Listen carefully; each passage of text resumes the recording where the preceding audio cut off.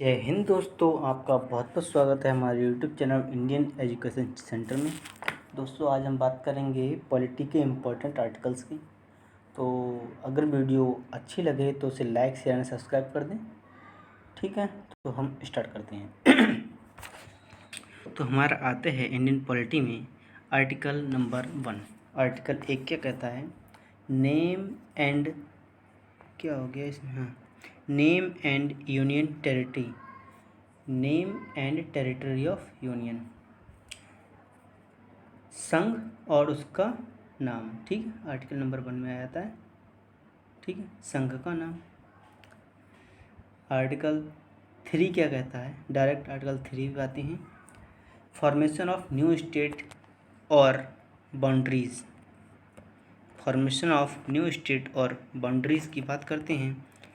नए राज्यों का निर्माण, नए राज्यों का निर्माण और उनकी सीमा तय करना, ये आर्टिकल 3 के अंतर्गत आता है। और ये सब काम किसका होता है? संसद का होता है। ठीक है, आर्टिकल 13 की बात करते हैं।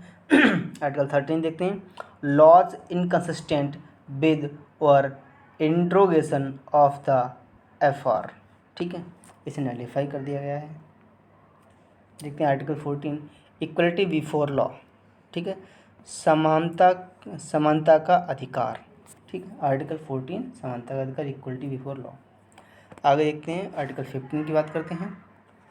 तो आर्टिकल 15 हमारा है provision of discrimination on the basis of religion, caste, gender etc। किसी भी जाति, मूल, लिंग, धर्म के आधार पर भेदभाव नहीं किया जाएगा। ठीक है, तो आर्टिकल हमारा 15। ठीक है, आगे देखते हैं article 16, equality in case of public employment. इसकी बात करता है। आर्टिकल 16 में बोलता है कि जो पब्लिक एम्प्लॉयमेंट, जो भी आपकी वैकेंसीज आएंगी, जो भी जॉब्स आएंगी, वो सबके लिए बराबर होंगी। ठीक है, अवसर में समानता। ठीक है, अवसरों में समानता का अधिकार, इसमें वो हो जाएगा आर्टिकल 16। ठीक है, equality in the case of public employ. Article 17 की बात करते हैं। बहुत ही इंपॉर्टेंट आर्टिकल है ये आता रहता है। तो देखते हैं इसके लिए एबोलिशन ऑफ अनटचेबिलिटी। ठीक है, एबोलिशन ऑफ अनटचेबिलिटी, छुआछूत के विरुद्ध अधिकार। ठीक है, आर्टिकल 18 देखते हैं। एबोलिशन ऑफ टाइटल्स, ये क्या है? यहाँ पे जो भी आपकी उपाधि होंगी उसका एबोलिशन। ठीक है, उपाधियाँ रिजेक्ट कर दिएंगे। यहाँ से आप उपाधि नहीं लगा सकते। एक दो उपाधि छोड़ के, जैसे कि एक आपकी मेजर है, कर्नल है, आर्मी की उपाधि छोड़ के, और जितनी आपके डिग्री वाले हैं ये उपाधि छोड़ के, डॉक्टर्स है, ये चीज़ें हैं। ठीक है, ये छोड़ के बाकी आपको टाइटल्स नहीं लगा सकते अपने नाम के आगे। ठीक है, आगे देखते हैं article 19, protection of right to freedom, स्वतंत्रता का अधिकार। ठीक है, इसमें क्या क्या होगा? आर्टिकल 19A जो होता है हमारा, आर्टिकल 19A होता है स्पीच एंड एक्सप्रेशन, यानी कि आप कुछ भी बोल सकते हैं। और कुछ भी का मतलब ये नहीं कि आप कुछ भी बोलेंगे, आप गाली देंगे, ऐसा नहीं कर सकते। आप स्पीच और अपने जो भी बोल सकते हैं वो तब तक बोल सकते हैं जहाँ तक दूसरे का अधिकार आपसे भंग ना हो। ठीक है, तब तक आपकी स्वतंत्रता है जब तक दूसरे की स्वतंत्रता आपसे भंग ना होती हो। ठीक है, article 19B, right to peacefully assembly, कहीं पर भी शांतिपूर्ण ढंग से आप क्या कर सकते हैं? असेंबल कर सकते हैं, आप इकट्ठा हो सकते हैं, सभा कर सकते हैं। ठीक है, प्रोटेस्ट कर सकते हैं, बट शांतिपूर्ण ढंग से, जिससे कि दूसरों को प्रॉब्लम ना होती हो जिससे। आर्टिकल 19C की बात करते हैं। फ्रीडम ऑफ एसोसिएशन, कहीं पे भी हाँ किसी भी संघ का निर्माण कर सकते हो। ठीक है, 19B था पीसफुली कहीं भी इकट्ठा हो सकते हो, यहाँ पर जा सकते हो, कोई भी किसी भी संघ का निर्माण कर सकते हो तुम। ठीक है, आगे देखते हैं कि किसी भी संघ को बना सकते हो। 19D की बात करते हैं। 19D हमारा होता है यहाँ पर आपका फ्रीडम, जो आपका राइट टू फ्रीडम में आता है। फिर से 19D, right to move freely throughout India, आपके पास अधिकार है, आप पूरा इंडिया में, ऑल ओवर इंडिया में आप कहीं पे भी घूम सकते हो, ठीक है। 19E freedom of settlement and the residence, आप कहीं भी भारत के किसी भी क्षेत्र में आप जात से जा सकते हो, वहाँ रह सकते हो, आप वहाँ पर परमानेंटली भी रह सकते हो, ठीक है, कोई आपको नहीं रोकेगा। 19F की बात करते हैं तो हमारे पास 19F जो था इसे क्या कर दिया गया, एबोलिस्ट कर दिया गया। 19F जो हमारा होता है ऑन पर्सनल प्रॉपर्टी, ये हमारा पहले क्या था, हमारा राइट टू फ्रीडम में था, हमारा एक मौलिक अधिकार था, लेकिन अब इसे हटा दिया गया है, यानी कि संपत्ति का अधिकार हटा दिया गया है। अब संपत्ति का अधिकार 19F था, इसे हटा दिया गया है यहाँ से, ठीक है, हटा दिया गया है, पहले था, ठीक है। 19G की बात करते हैं, freedom to practise any profession,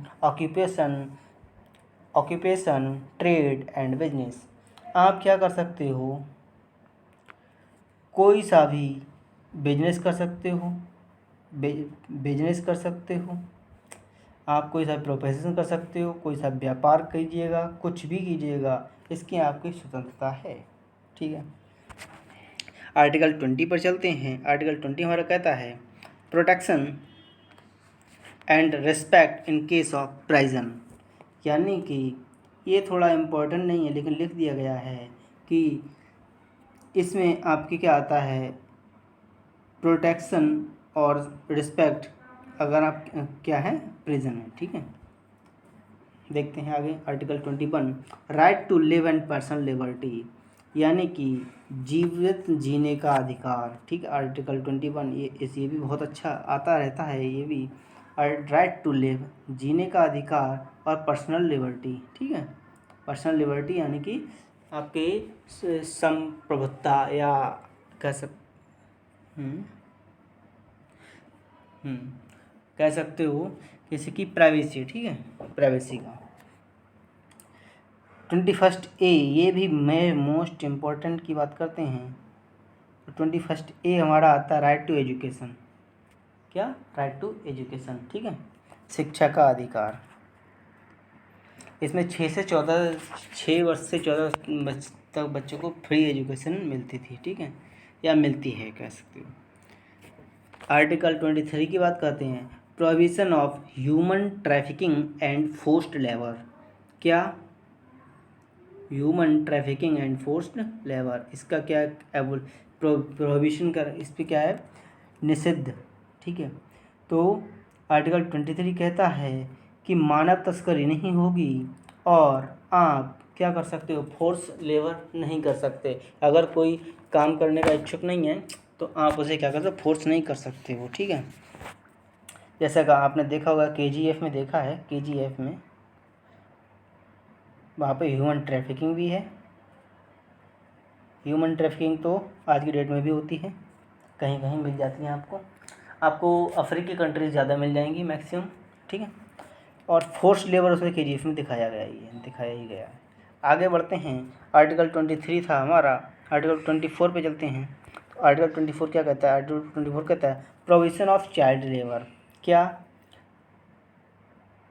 बालाश्रम, क्या है, बाल श्रम नहीं कर सकते, आप क्या कर सकते हो, आप 14 वर्ष से 14 वर्ष तक के बच्चों से आप फोर्सफुली बाल श्रम नहीं करा सकते हो, यानी उनसे आप क्या नहीं करा सकते हो, आप उनसे खादानों में, कारखानों में आप उनसे काम नहीं करा सकते हो, ठीक है।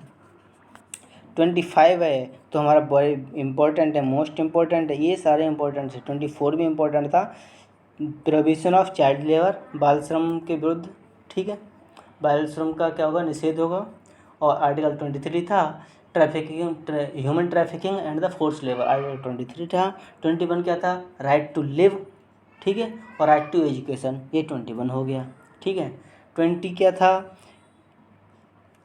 फ्रीडम ऑफ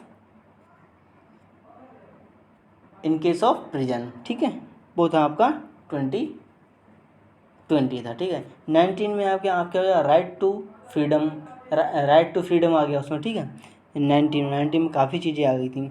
अगर अब 19 आर्टिकल 25 पे चलते हैं freedom to practise and propagate their religion freely, यानी कि आर्टिकल 25 क्या कहता है कि आप किसी भी धर्म को क्या कर सकते हो, प्रैक्टिस कर सकते हो और उसका प्रचार प्रसार कर सकते हो। ठीक है, आप किसी भी धर्म को अपना सकते हो, किसी भी धर्म का प्रचार प्रसार कर सकते हो। आर्टिकल 20 ये बहुत इंपॉर्टेंट था। आर्टिकल 29 की बात करते हैं, protection of interests of minority. क्या जो भी क्या होगी, माइनॉरिटीज़ होगी, अल्पसंख्यक होंगे, उनका क्या करेंगे हम, प्रोटेक्शन करेंगे, उनका प्रोटेक्शन, आर्टिकल 29। अब आता है very very most important article, article 32। तो बाबा साहेब भीमराव अम्बेडकर ने क्या बोला था, सोल ऑफ कॉन्स्टिट्यूशन बोला था। इसे क्या बोला था, कॉन्स्टिट्यूशनल रेमेडीज, संवैधानिक उपचार। आर्टिकल 32 को क्या बोला जाएगा, संवैधानिक उपचार। किसने बोला था, इसे और एक क्या बोला था, संविधान की आत्मा बोला था। किसने बोला था, डॉक्टर भीमराव अम्बेडकर जी ने इन्हें संविधान की आत्मा बोला था। आर्टिकल 44 की बात करते हैं, यूनिफॉर्म ऑफ सिविल कोड। ये बहुत चर्चे में रहता है, यूनिफॉर्म ऑफ सिविल कोड। ठीक है, बस इसे याद कर लो, 44 आर्टिकल आता रहता है। यूनिफॉर्म ऑफ सिविल कोड की बात करते हैं, 44 आर्टिकल हो गया। आर्टिकल 50 की बात करते हैं, separation of judiciary from executive. Article 50 क्या कहता है कि जुडिशरी और एग्जीक्यूटिव दोनों अलग अलग होंगे। मतलब ऐसे, अगर आपकी कार्यपालिका और जो न्यायपालिका दोनों कैसी कैसी होंगी, अलग अलग ही होंगी, क्योंकि अगर ये दोनों मिल गए तो संविधान का बांटाधार हो जाएगा। इसीलिए हमारी जुडिशरी को एग्जीक्यूटिव से अलग रखा गया है, उनके बीच में आपस में कोई कॉन्टैक्ट नहीं है। ठीक है, सपोज करो कि एक नेता है और एक जज हैं, अगर आपस में मिल जाएंगे तब तो फिर नेता की ही चलेगी। जज जो नेता बोल देगा, जज वही तो हमारा क्या होगा, जजमेंट हो ही नहीं पाएगा। ठीक है, इसीलिए जुडिशरी को एग्जीक्यूटिव से सेपरेट किया गया है। वेरी ये पॉइंट बहुत अच्छा है। आर्टिकल 51 की बात करते हैं, promotion of international peace and security. क्या करेंगे हम, वैश्विक शांति और सुरक्षा को क्या करेंगे, प्रमोट करेंगे। ठीक है, आर्टिकल 51। अब आते हैं 51 ए की बात करते हैं। ये क्या आ जाता है, हमारे फंडामेंटल राइट आ जाते हैं, मूल अधिकार आ जाते हैं। ठीक है, आर्टिकल 51 क्या है, फंडामेंटल अधिकार, फंडामेंटल ड्यूटीज़। 51 में फंडामेंटल ड्यूटीज़। और अब आते हैं आर्टिकल 52 जो हमारा क्या करता है, प्रेसिडेंट यहाँ से स्टार्ट हो जाएगा। देखते हैं प्रेसिडेंट का जो हमारा टेन्योर होगा वो हमारा होगा आर्टिकल 52 से 62 तक। ठीक है, तो देखते हैं आर्टिकल 52 में देखते हैं क्या होगा, भारत का एक राष्ट्रपति होगा, प्रेसिडेंट ऑफ इंडिया होगा। आर्टिकल 52 प्रेसिडेंट ऑफ इंडिया होगा। ठीक है, 53 की बात करते हैं, power of union from emergency. क्या होगा, संघ की शक्ति होगी, कहाँ से लिया गया है, इमरजेंसी से लिया गया है। आर्टिकल 53। ठीक है, 54 इलेक्शन ऑफ प्रेसिडेंट। अब क्या होगा, देखो 52 पे हमारा प्रेसिडेंट हो गया। ठीक है, प्रेसिडेंट हो गया तो 53 पे पावर मिल जाएगी। 54 पे क्या हो जाएगा, इलेक्शन हो जाएगा, इलेक्शन ऑफ प्रेसिडेंट। ठीक है, 54 पे इलेक्शन ऑफ प्रेसिडेंट 54 पे हो गया। आगे क्या होगा, आर्टिकल 55 क्या कहेगा, आर्टिकल 55 कहेगा प्रोसीजर ऑफ इलेक्शन। क्या इलेक्शन का प्रोसीजर क्या होगा, वो आर्टिकल 55 बात करेगा। ठीक है, आर्टिकल 55 कहेगा procedure of election. President of India 52, power of India 53, election of president 54, procedure of election का जो प्रोसीजर क्या होगा वो आपके क्या हो जाएगा, 55 हो जाएगा। आगे 56 की बात करते हैं, 56 आ जाओ। 56 की अगर बात करते हैं 56 हो गया ऑफिस पीरियड ऑफ प्रेसिडेंट, यानी प्रेसिडेंट का जो कार्यकाल होगा वो कितना होगा, वो आर्टिकल 56 में आ जाएगा। आगे देखते हैं 57 री इलेक्शन ऑफ प्रेसिडेंट, यानी प्रेसिडेंट का पुनः चुनाव कैसे होगा, ठीक है, वो आपका 57 में आ जाएगा। 58 की बात करते हैं क्वालिफिकेशन ऑफ प्रेसिडेंट, यानी प्रेसिडेंट की जो क्वालिफिकेशन क्या है, ठीक है, उसकी बात करते हैं। 58 में बात करते हैं।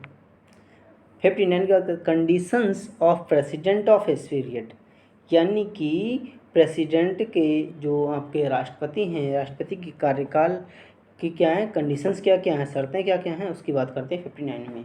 60 की बात करते हैं। अब आर्टिकल क्या करेगा 60, अब प्रेसिडेंट सोचेगा अब जब इतना हो गया है, री इलेक्शन भी कैसे होगा मेरे बारे में मुझे पता लग गया है, क्वालिफिकेशन भी पता है और कंडीशंस भी पता लग गई हैं प्रेसिडेंट ऑफिस की, तो मैं क्या करता हूँ, शपथ ले लेता हूँ।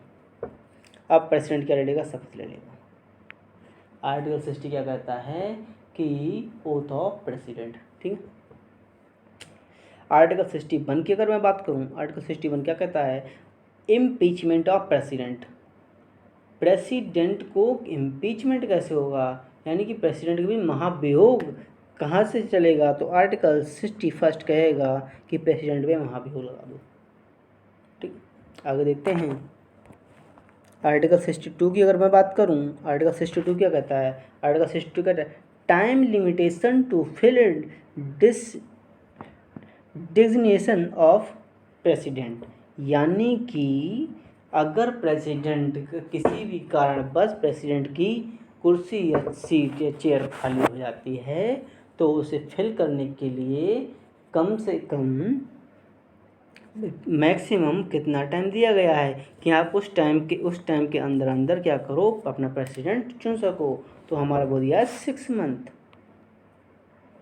ठीक है। ये तो पता ही होगा, प्रेसिडेंट अगर नहीं होगा तो हमारा वाइस प्रेसिडेंट वर्क करेगा, वाइस प्रेसिडेंट नहीं होगा तो हमारा कौन करेगा, सर्वोच्च न्यायालय का न्यायाधीश करेगा, ठीक है। 62 की बात करते हैं। 62 हो गया हमारा, टाइम लिमिटेशन हो गया। अच्छा मैं इसकी बात करता हूँ, इमरजेंसी की बात आते हैं। इमरजेंसी तो इमरजेंसी जो वर्ड है, आपातकाल, सभी को पता है, खैर इसकी मैं बात करूं तो क्या होता है, ओह सॉरी, इमरजेंसी की बात करते हैं। नेशनल नंबर 1 नेशनल इमरजेंसी किस में आएगी, आर्टिकल 352 में आएगी, ठीक। राष्ट्रीय आपातकाल नेशनल इमरजेंसी आर्टिकल 352। अगर इसकी टाइम लिमिट की बात करें कि ये कब तक लग सकती है, तो इसकी कोई लिमिट नहीं है, सरकार गवर्नमेंट जब तक चाहे तब तक इसे बढ़ा सकती है, ठीक है, नेशनल इमरजेंसी। फिर आती है स्टेट इमरजेंसी, इसे हम बोल देते हैं प्रेसिडेंट रूल, राष्ट्रपति शासन। कितना मैंने किया, +4 किया, ठीक है, 352 में +4 किया तो हो गया 356, प्रेसिडेंट रूल हो गया, ठीक है। प्रेसिडेंट रूल की मैं बात करूं तो प्रेसिडेंट रूल हमारा मैक्सिमम 3 साल के लिए बढ़ा सकते, आगे आप ले जा सकते हो वो चीज़ अलग है, लेकिन प्रेसिडेंट रूल 1 टाइम में आप 3 साल तक ही रख सकते हो, ठीक है। कई स्टेटों में लग चुका, लगभग जहाँ तक 10 स्टेटों में लग चुका है, सबसे ज़्यादा लगा है पंजाब में, देखना पड़ेगा वैसे, हाँ जहाँ तक सबसे ज़्यादा पंजाब में लगा है। आगे बात करते हैं, अब इसमें फिर से +4 कीजिएगा, ठीक है, +4 किया, चल जाओ बाबू, +4 किया तो हमारा आ जाएगा फाइनेंशियल इमरजेंसी, यानी कि आर्टिकल 360, ठीक है। 352 से 356 यानी +4 हुआ था, अब +4 फिर हुआ तो 360 आ गया, ठीक है, +4 फिर हुआ अब 360 आ गया। तो फाइनेंशियल इमरजेंसी इसकी भी कोई लिमिट नहीं है, अगर लगाई जाती है तो अनिश्चित काल तक भी रखी जा सकती है, ठीक है।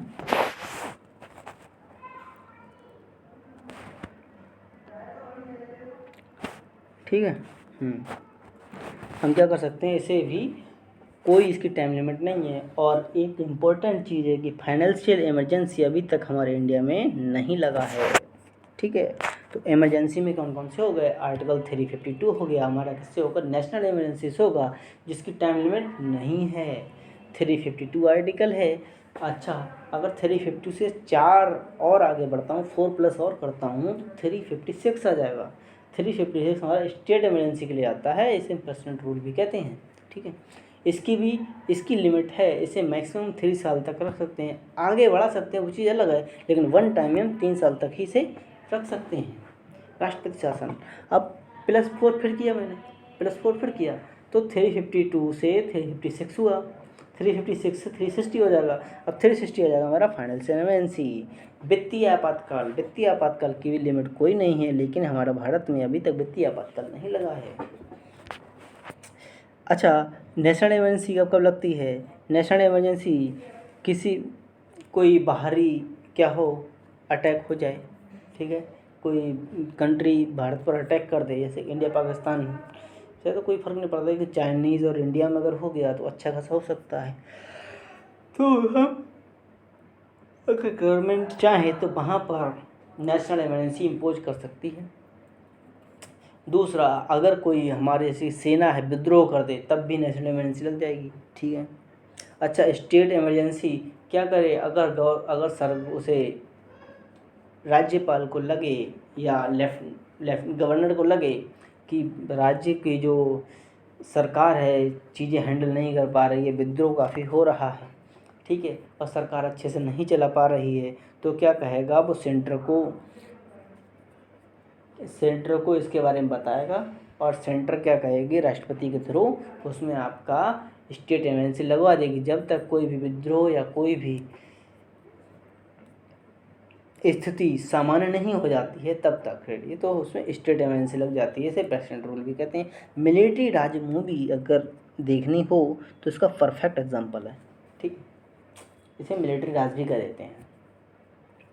आगे फाइनेंशियल इमरजेंसी की बात करें, इसकी भी क्या है कंडीशन, फाइनेंशियल इमरजेंसी तो एक ही है कि खाने का है, फाइनेंशियल वित्तीय चीज़ें हैं, उसे समझो। आगे देखते हैं 72 पे, आर्टिकल 72।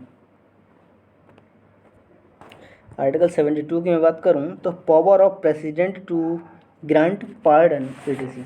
अच्छा, आर्टिकल 72, वाह कितना मस्त आर्टिकल है, कि जो हमारा प्रेसिडेंट है वो क्या कर सकता है, क्या कर सकता है, माफ़ कर सकता है, ठीक है, यानी कि क्षमादान हमारा दे रखा है प्रेसिडेंट के द्वारा, आर्टिकल 72 में दे रखा है। आर्टिकल 76 की मैं बात करूं तो आर्टिकल 76 क्या कहता है, attorney general of India an constitutional body. Article 76 या आर्टिकल 76 कहता है कि भारत का एक अटॉर्नी जनरल होगा, ठीक है, जो एक क्या है, संवैधानिक बॉडी है, ठीक है। Article 78 duties of prime minister, इसमें क्या होगा, प्रधानमंत्री की ड्यूटी के बारे में, प्रधानमंत्री के कर्तव्यों के बारे में बताया गया है, ठीक है। आगे देखते हैं आर्टिकल 85 देखते हैं, session of parliament, prorogation and dissolution, ठीक है। पार्लियामेंट का क्या करेगा, पार्लियामेंट का डिसॉल्व होगा या पार्लियामेंट बनेगा, उसके बारे में दिखाया गया है, पार्लियामेंट सेशन के बारे में दिखाया गया है, बताया गया है, और उसका डिसोल्यूशन कैसे होगा उसके बारे में बताया गया। आर्टिकल 85 हमारा पार्लियामेंट से है, ये इम्पोर्टेंट है। आर्टिकल 78 हमारा प्राइम मिनिस्टर से है। आर्टिकल 76 हमारा अटॉर्नी जनरल से है, और आर्टिकल 72 हमारा किससे है, आर्टिकल 2 हमारा किससे है, 72 पावर ऑफ प्रेसिडेंट से है। आर्टिकल 93 की बात करते हैं, ये इम्पोर्टेंट है। आर्टिकल 85 भी इम्पोर्टेंट, 85 हमारा पार्लियामेंट का सेशन, पार्लियामेंट है, 78 प्राइम मिनिस्टर, 76 और अटॉर्नी जनरल, ठीक है। आर्टिकल 93 की बात करें तो हमारा हो जाएगा the speaker and the deputy speaker of Lok Sabha, Lok Sabha के सभापति और उपसभापति के बारे में बताया गया है। ठीक है, आगे देखते हैं आर्टिकल 100 की बात करें, वोटिंग इन बोथ हाउसेस, दोनों सदनों में वोटिंग। ठीक है, लोकसभा और राज्यसभा दोनों सदनों में वोटिंग के बारे में बताया गया है। आर्टिकल ये किसका था, 100 था। ठीक है, आर्टिकल 1805 की बात करते हैं, 105 की बात करते हैं तो power of privilege ETC of member of parliament. ठीक है, 105। 106 की बात करते हैं, salaries and allowance of MP। 106 हमारा क्या हो जाएगा, जो मेंबर ऑफ पार्लियामेंट हैं उनकी जो आपकी क्या होगी, सैलरीज क्या होगी और उनके अलाउंस क्या क्या मिलेंगे, इसके बारे में बताया गया है। Article 106, article 105, article 10। अरे यार कहाँ चले हो तुम। 108 की बात करें, joins sitting both houses of parliament by president power. अच्छा, क्या होता है कि 108 आर्टिकल मेरे मोस्ट इम्पोर्टेंट है कि प्रेसिडेंट जब चाहे दोनों सदनों को क्या करे, एक साथ बुला सकता है। ठीक है, तो प्रेसिडेंट पावर है उसमें। ठीक है, तो प्रेसिडेंट जब चाहे, राष्ट्रपति जब चाहे दोनों सदनों को बुला सकता है मीटिंग के लिए।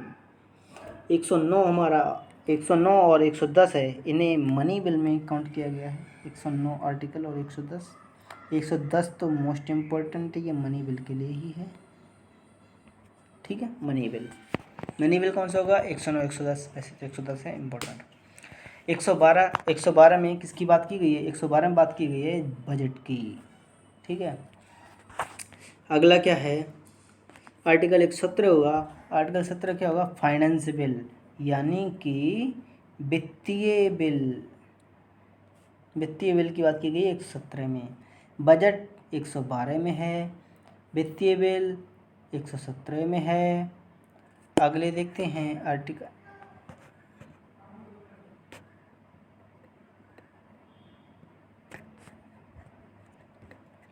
आर्टिकल 123 की बात, president powers to promulgate ordinance while parliament in recession.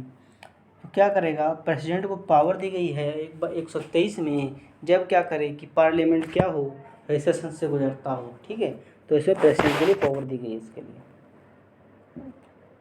अगला और लास्ट है आज का 127, आर्टिकल 127, अपॉइंटमेंट ऑफ एडहॉक जजेस इन सुप्रीम कोर्ट, यानी कि सुप्रीम कोर्ट में एडहॉक जजों की नियुक्ति, सहायक जजों की नियुक्ति करी जाएगी 127 आर्टिकल्स की वजह से। एडहॉक कहते क्या होता है, एडहॉक टीचर्स आपने सुने होंगे, क्या होता है जब भी टीचर्स की या किसी की कमी होती तो हम एडहॉक रख लेते हैं प्राइवेट तौर पे। ठीक है, उन्हें सैलरी भी मिलती है और वर्क भी पूरा करते हैं, बस वो क्या होते हैं, गवर्नमेंटल एम्प्लॉय नहीं होते हैं। ठीक है, तो वो एडहॉक होते हैं।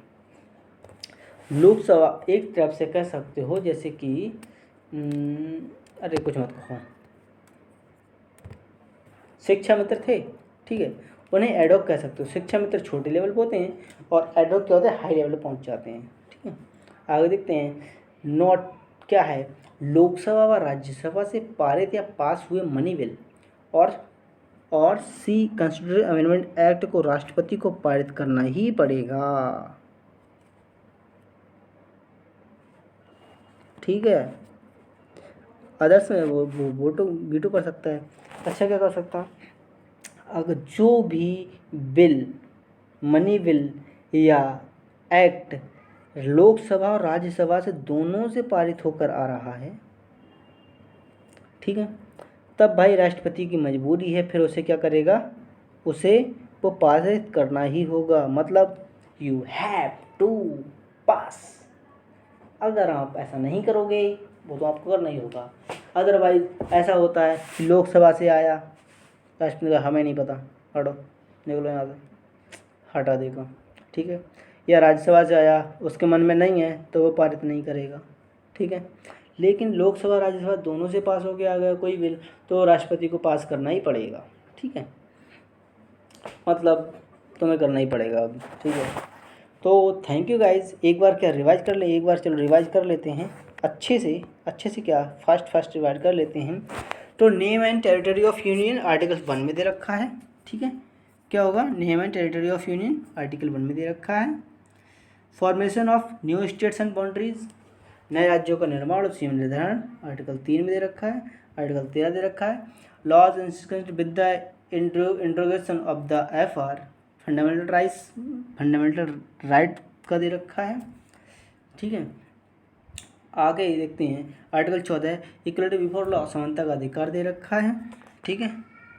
Article 15 prohibition of discrimination on the basis of the caste, religion, gender, यानी कि किसी भी जाति धर्म लिंग विशेष के आधार पर आप क्या कर सकते हो, आप उसे क्या नहीं कर सकते, डिस्क्रिमिनेट नहीं कर सकते हो, ठीक है, ठीक है। डिस्क्रिमिनेशन का क्या दे रखा है, वो प्रोविजन कर रखा है। आर्टिकल 16 क्या दे रखा है, वो आर्टिकल 16 कह रहा है कि equality in the case of public employment, अगर कोई भी क्या कहते हैं गवर्नमेंट या भारतीय सरकार या अगर सरकारें क्या कोई भी पब्लिक एम्प्लॉयमेंट निकालती हैं, कोई भी जॉब निकालती हैं तो उसमें क्या होगा, समानता मिलेगी, ठीक है। ऐसा नहीं हो सकता कि मेंस के लिए है सिर्फ विमेंस के लिए नहीं है, या हिंदू के लिए मुस्लिम के लिए नहीं है, मुस्लिम के लिए हिंदू के लिए नहीं, ऐसा कुछ नहीं होगा, ठीक है। आगे अबॉलिशन अनटचेबिलिटी, अगर मैं बात करूँ छुआछूत के विरुद्ध अधिकार, अनटचेबिलिटी 17 में आ गया। आर्टिकल 18 की बात करते हैं। एबॉलिशन ऑफ टाइटल्स यहाँ पे उपाधियों का अंत करा गया है आर्टिकल 18 में। इसमें 2 उपाधियाँ छोड़ दी गई हैं, एक क्या होती है आपकी डिग्री रिलेटेड होती है, दूसरी आपकी होती है आर्मी की किसी भी रैंक के ऑफिसर्स की होती है, उसे छोड़ दिया गया है। बाकी सारे के जो टाइटल्स हैं उसे क्या कहते हैं, एबॉलिश कर दिया गया है। आर्टिकल 19 की बात करते हैं। आर्टिकल 19 कहते हैं हमारा protection of right to freedom, जीवन जीने का अधिकार 19 है। 19A की बात करते हैं। स्पीच एंड एक्सप्रेशन, यानी कि आप कुछ भी भाषण दे सकते हो, कुछ भी बोल सकते हो, आप कुछ भी बता सकते हो, ठीक है। राइट टू पीसफुल असेंबली, कहीं भी आप क्या कर सकते हो, शांतिपूर्ण ढंग से क्या कर सकते हो, सभाएं लगा सकते हो। आर्टिकल 19C की बात करते हैं। आर्टिकल 19C हमारा है फ्रीडम ऑफ एसोसिएशन, संघ का निर्माण कर सकते हो, किसी भी संघ का निर्माण कर सकते हो आप, ठीक है।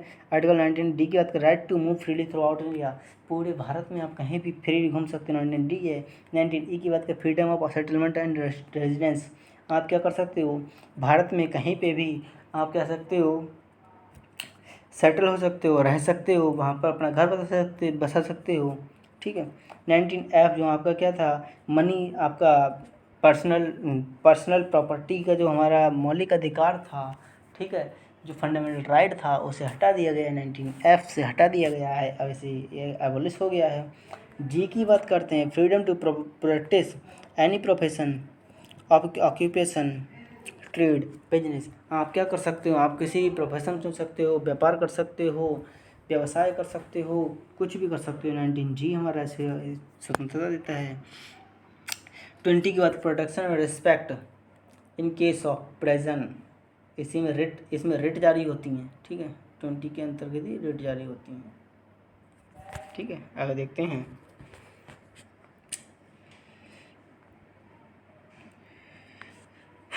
ट्वेंटी 21 की बात करते हैं। Right to live and personal liberty, यानी कि जीवन जीने का अधिकार और प्राइवेसी का भी अधिकार दे रखा है इसमें है। राइट टू एजुकेशन 21A है आपका, शिक्षा का अधिकार, 6 से 14 तक बच्चों को फ्री एजुकेशन दी जाएगी। आर्टिकल 21A बोलता है। आर्टिकल 23 की अगर बात कर दें, आर्टिकल 23 हमारा क्या कहता है, prohibition of human trafficking and force labour, क्या करेगा आर्टिकल 23 क्या करेगा कि मानव तस्करी और फोर्स लेबर को क्या करेगा, प्रोहिबिशन कर देगा, ठीक है। उसके आगे आर्टिकल 24 की बात करते हैं, तो प्रोहिबिशन ऑफ चाइल्ड लेबर, बाल श्रम को हटा दिया गया है, ठीक है। बाल श्रम को क्या किया, निषिद्ध रखा किया गया है बाल श्रम को। 25 की बात करें, freedom to practise any propagating practise and propagate their religion freely. क्या करेंगे आप?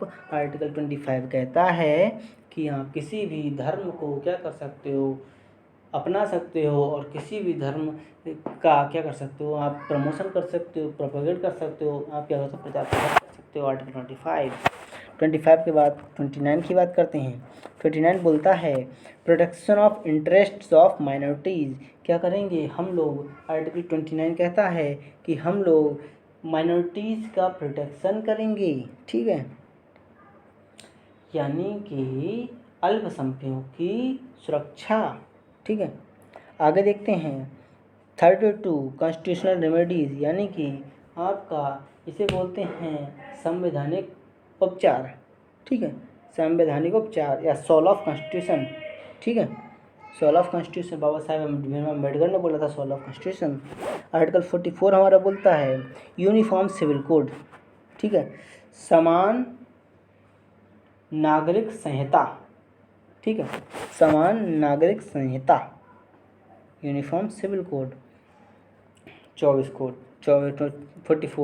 आर्टिकल 50 की बात करूँ, separation of judiciary from executive, यानी कार्यपालिका को किससे सेपरेट किया गया है? न्यायपालिका से अलग कर दिया गया। आर्टिकल 50 बात करता है हमारा। आर्टिकल 51 की बात करें, promotion of interest international peace and the security. आप क्या कह सकते हैं? वैश्विक शांति और सुरक्षा को क्या कर सकते हो आप? प्रमोट कर सकते हो। 51 की बात करते हैं। 51 में आ जाता है फंडामेंटल ड्यूटीज़, यानी कि फंडामेंटल ड्यूटीज़ मौलिक कर्तव्य हमारे क्या क्या हैं वो दे रखा है हमारा 51A। प्रेसिडेंट हमारा 52 से हमारा 62 आ जाएगा। प्रेसिडेंट होगा भारत का राष्ट्रपति होगा 52। पावर ऑफ यूनियन इमरजेंसीज दी गई है, यानी संघ की शक्ति मिलेगी इसे प्रेसिडेंट को, 53 मिलेगी। आर्टिकल 54 हमारा बोलता है इलेक्शन ऑफ प्रेसिडेंट का क्या होगा? इलेक्शन होगा। प्रोसीजर ऑफ इलेक्शन का जो प्रोसीजर वो कैसा होगा? आर्टिकल 55 बोलता है। 56 बोलता है ऑफिस पीरियड ऑफ प्रेसिडेंट, यानी कि जो राष्ट्रपति का जो कार्यकाल होगा वो कैसा होगा उसे बोलता है 56। री इलेक्शन ऑफ प्रेसिडेंट, जो प्रेसिडेंट है उसका पुनः चुनाव कैसे होगा उसकी बात करते हैं 57 में। 58 की अगर बात करें, 58 की बात कर रहे हैं तो क्वालिफिकेशन ऑफ प्रेसिडेंट के क्वालिफिकेशन के बारे में बात की 58 में। 59 बोलता है condition of president office period, यानी कि प्रेसिडेंट के कार्यकाल की शक्ति, वो प्रेसिडेंट के कार्यकाल की क्या है, शर्तें क्या हैं उसके बारे में बात की गई है। प्रेसिडेंट अब क्या लेगा? शपथ ले लेगा, ओथ ले लेगा। 60 में, आर्टिकल 60 में क्या करेगा? शपथ ले लेगा। आर्टिकल 61 क्या बोलता है? इम्पीचमेंट ऑफ प्रेसिडेंट पे महाभियोग कैसे लगाया जाए? आर्टिकल 61 बोलता है। 62 क्या बोलता है? Time limitation to fill the designation of president क्या है, यानी कि अगर प्रेसिडेंट की चेयर खाली हो जाती है, इस कुर्सी खाली होती है किसी कारण पर, तो 6 महीनों के अंतर उसे क्या करेगा? दोबारा से दूसरा प्रेसिडेंट हमें इलेक्ट करना ही होगा। आर्टिकल अगर हम इमरजेंसी की बात करें, इमरजेंसी हमारी बोलती है कि नेशनल इमरजेंसी होगी हमारी 352, जिसकी टाइम लिमिट कुछ नहीं है, ठीक है, कितने भी टाइम तक लग सकती है। आगे बात करें स्टेट इमरजेंसी बात करें, प्लस हमने 4 और ऐड के 356 हो गया। प्रेसिडेंट रूल से बोलते हैं, इसकी मैक्सिमम लिमिट 3 ईयर्स है, इसे आगे बढ़ा सकते हैं लेकिन एक टाइम में आप 3 साल की लगा सकते हैं, ठीक है। जैसे +4 हमने फिर ऐड किया तो हमारा 360 हो जाएगा, फाइनेंशियल इमरजेंसी मिल जाएगी, ठीक है, जो अभी तक भारत में लगी नहीं है। 360 फाइनेंशियल इमरजेंसी अभी तक लगाई नहीं गई है और इसकी कोई भी टाइम लिमिट नहीं है। फाइनेंशियल इमरजेंसी क्या होगी? कोई भी वित्तीय आपातकाल होगा, वित्तीय प्रॉब्लम होगी तब लगाई जाएगी। नेशनल इमरजेंसी कब लग सकती है? को आंतरिक विरोध हो, सेना क्या कर दे सेना विरोध कर दे, या कोई भी ऐसे कि या बाहर से कोई आक्रमण होता है तो हमारा क्या लगेगा? नेशनल इमरजेंसी लग जाएगी। आगे बात करते हैं आर्टिकल 72 की अगर मैं बात करूँ, आर्टिकल 72 बोलता है हमारा power of president to grant pardon, यानी कि क्षमा दान की शक्ति प्रेसिडेंट को दी गई है 72 के अंतर्गत। 76 में क्या होगा? अटॉर्नी जनरल होगा। 76 में अटॉर्नी जनरल होगा भारत का, जो एक क्या है? संवैधानिक बॉडी है। आर्टिकल 78 की बात करें, ड्यूटीज़ ऑफ प्राइम मिनिस्टर होगा, प्राइम मिनिस्टर के कर्तव्यों के बारे में बात की गई है, यानी कि ड्यूटीज़ ऑफ प्राइम मिनिस्टर 78 है। आगे बात करते हैं 85 क्या होगा, 85 होगा हमारा सेशन ऑफ पार्लियामेंट। क्या होगा, पार्लियामेंट को क्या करना है कि डिसॉल्व हो रहा है या पुनः क्या होगा, हो रहा है, पैरोगेशन हो रहा है, तो क्या होगा वो आपका 85 में होता है। पार्लियामेंट हमारे 85 में है। 83 की 93 की मैं बात करूँ और 93 होता है if the speaker and deputy speaker of the Lok Sabha के क्या क्या होंगे, सभापति और उपसभापति की बात करते हैं तो आर्टिकल 93 की बात हो जाती है। आर्टिकल 100 हमारा बोलता है कि वोटिंग इन बोथ हाउसेस, यानी कि दोनों सदनों में वोटिंग, दोनों सदनों में मत, ठीक है, वोटिंग की बात करें। अरे क्या हो गया, आर्टिकल 105 हमारा 105 बोलता है power privilege etc of member of parliament में क्या होगी, जो मेंबर ऑफ पार्लियामेंट हैं उनकी शक्तियाँ क्या होंगी, वो आर्टिकल 105 में बताई गई है। 106 salary and allowance of MP, जो मेंबर ऑफ पार्लियामेंट हैं उनकी क्या होगी, सैलरी क्या होगी, अलाउंसेस क्या क्या होंगे, उसके बारे में बताया गया आर्टिकल 106। अगर मैं बात करूँ